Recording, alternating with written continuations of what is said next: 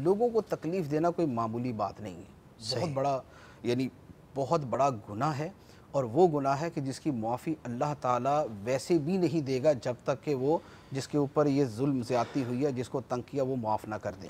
قرآن پاک کی آیت مبارکہ ہے، اللہ تعالیٰ ارشاد فرماتا ہے وَالَّذِينَ يُؤْذُونَ الْمُؤْمِنِينَ وَالْمُؤْمِنَاتِ بِغَيْرِ مَا اكْتَسَبُوا فَقَدِ احْتَمَلُوا بُهْتَانًا وَإِثْمًا مُبِينًا۔ وہ لوگ کہ جو مسلمان مردوں عورتوں کو بلا وجہ جو ان کو ایذا دیتے ہیں، تکلیف دیتے ہیں، فرمایا فَقَدِ احْتَمَلُوا بُهْتَانًا وَإِثْمًا مُبِينًا، انہوں نے بہتان اٹھایا اور بہت بڑا گناہ اٹھایا۔ یعنی یہ قرآن پاک کی واضح آیت آ گئی کہ دوسرے مسلمانوں کو تکلیف دینا جو ہے یہ حرام اور گناہ کبیرہ ہے۔ صحیح۔ اچھا، پھر حدیث مبارک ہے، نبی کریم صلی اللہ علیہ وسلم نے ارشاد فرمایا من آذا مسلما فقد آذانی ومن آذانی فقد آذى اللہ، جس نے کسی مسلمان کو تکلیف دی اس نے مجھے تکلیف دی، یعنی سرکار فرماتے اس نے مجھے تکلیف دی، اور جس نے مجھے تکلیف دی اس نے اللہ کو ایذا دی۔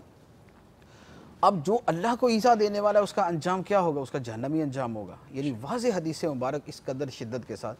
پھر تیسری حدیث مبارک ہے، یعنی اس میں تو مسلمان کی کیا انسان کی بھی قید رہی ہے، اچھا، اور اس کے اوپر وعید کیسی ہے۔